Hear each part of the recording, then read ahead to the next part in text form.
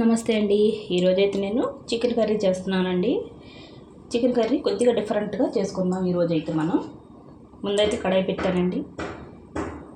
చికెన్లో కొద్దిగా నూనె ఎక్కువ పడుతుంది కదండి, కొద్దిగా నూనె వేసుకుందాం. మరి నూనె తక్కువ ఉన్న టేస్ట్ ఉండదండి. నూనె అయితే కొద్దిగా వేడెక్కాలండి. నూనె అయితే వేడెక్కిందండి. చూడండి, ఉల్లిపాయలండి రెండు ఇంత పెద్ద సైజు అండి ఉల్లిపాయలు సన్నగా కోసుకున్నాను. ఇందులోకి మనం ఒక 4 పచ్చిమిరపకాయలు ఇవి పొడవుగా ఉన్నాయండి, ఇలా మధ్యలో 2 కట్ చేసి పెట్టుకున్నాను. ఒక 2 పెద్ద సైజు టమాటాలండి. ఇలా చేసుకుంటే చాలా టేస్టీగా ఉంటుంది కర్రీ. ఇప్పుడైతే మనం ఉల్లిపాయలు వేసుకుందాం. ముందు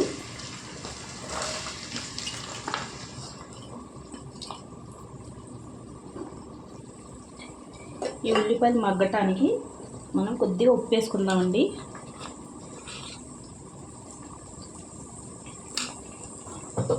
అయితే బాగా కలిపేసుకుందాం. నేనైతే చికెన్లో ఉప్పు పసుపు బాగా కలిపేసి ఒక అరగంట ముందే కలిపేసి ఉంచుకున్నానండి. దాని గురించి కొద్దిగా ఉప్పు చూసుకొని వేసుకుందాం ఇందులోకి. మరి ఎక్కువ అయితే తినలేం కదా. బాగా కలిపేసుకొని మూత పెట్టి మగ్గించుకుందామండి మనం ఉల్లిపాయలు అయితే. చూడండి, సగం పైన మగ్గాయి కదా ఉల్లిపాయలు. ఇందులో మనం మసాలా వేసుకుందామండి. నేను 1/4 కేజీ మాంసం తీసుకున్నానండి, దానికి సరిపడా వేసుకుంటున్నాను. మసాలా కూడా కొద్దిగా ఎక్కువ వేసుకుంటేనే బాగుంటుందండి, చూసుకొని వేసుకోవాలి. నేనైతే 2 చెంచాలన్నర వేసానండి మసాలా.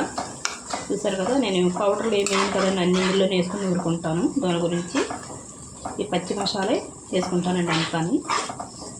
ఇలా వేసుకుంటే చాలా టేస్టీగా కూడా ఉంటుందండి కూర. పచ్చి మసాలా వేగాలండి. మసాలా వేగితే మన ఉల్లిపాయలు కూడా ఇంకా బాగా మగ్గుతాయి.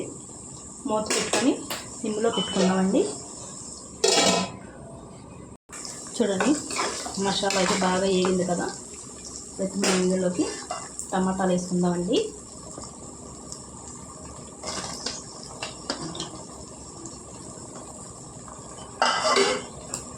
టమాటాలు అయితే బాగా మగ్గాలండి. కలిపేసుకొని మూత పెట్టుకుందాం.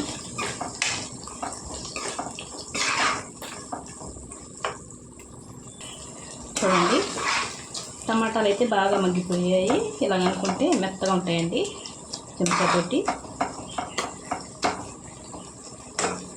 చూసారా అంత బాగా మగ్గాయి. ఇప్పుడు ఇందులో మనం కారం వేసుకుందామండి. కారం అయితే ముక్కల్లో కలపలేదు, చూసుకొని వేసుకుందాం. తీసుకోవాలి కదండి, కొద్దిగా ఎక్కువ పడుతుంది కారం అయితే. సారీ అయితే కలిపేసుకుందాం బాగాని. ఈ పచ్చివాసన పోవాలి కదండి కారం అయితే. ఇంకా పడుతుంది కారం అయితే. కలుపుకొని చూసుకుంటే మనకి బాగా తెలిసిపోద్దండి.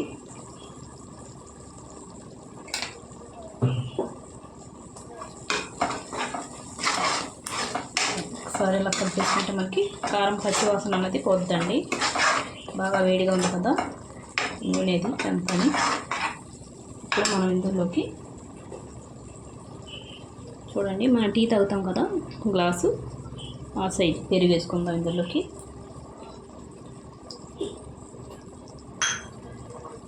సరే బాగా కలిపేసుకుందామండి.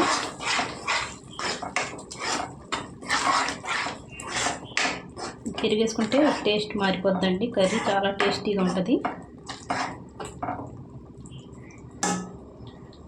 ఒకసారి కలిపేసుకున్నాం కదండి. ఇందులో మనం చూడండి మాంసం అండి, ఉప్పు పసుపు కలిపి పెట్టుకున్నాను అని చెప్పాను కదా, వేసేసుకుందాం. ఇప్పుడు మనం 1/4 కేజీ అండి. ఇంత బాగా కలిపేసుకుందాం ఇందులోకి. ఈ మసాలా అంతా ఈ ముక్కలకు పట్టేలాగా కలుపుకుందామండి. మనం చాలాసేపు నానబెట్టుకున్నాం వల్ల ఉప్పు పసుపు వేసుకుని ముక్క అయితే మెత్తగా ఉడుకుద్దండి. ఒకసారి మీరు ట్రై చేయండి, చాలా టేస్టీగా ఉంటుంది. ఇప్పుడైతే మనం మూత పెట్టుకొని మగ్గించుకుందామండి. నీళ్ళు బయటకు వచ్చే వరకు ఈ ముక్కలో నుంచి. చూడండి ఉడుకుతుంది. ఒకసారి బాగా కలిపేసుకుందాం. అలా కిందకి పైకి ఇలా కలుపుకుంటే మన పైన ఉన్నవి కూడా బాగా ఉడుకుతాయండి. మళ్ళీ మూత పెట్టుకొని ఒక 2-3 నిమిషాలు మళ్ళీ వండుకుందాం. చూడండి, బాగా నూనె తేలే వరకు ఇలా వండుకోవాలండి. అయితే ఇందులో మనం పచ్చిమిరపకాయ తీసుకుందాం. బాగా కారంగా ఉంటుందండి కూర, ఘాటు ఎక్కువగా ఉంటుంది, టేస్టీగా ఉంటుంది.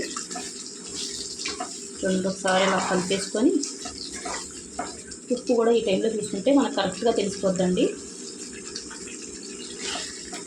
ఒక టేస్టీగా ఉందండి. ఉప్పు అయితే కరెక్ట్గా సరిపోయింది. ఇప్పుడైతే మనం ఇందులోకి నీళ్ళు వేసుకుందాం. ఒక పెద్ద గ్లాస్ వేసుకున్నానండి.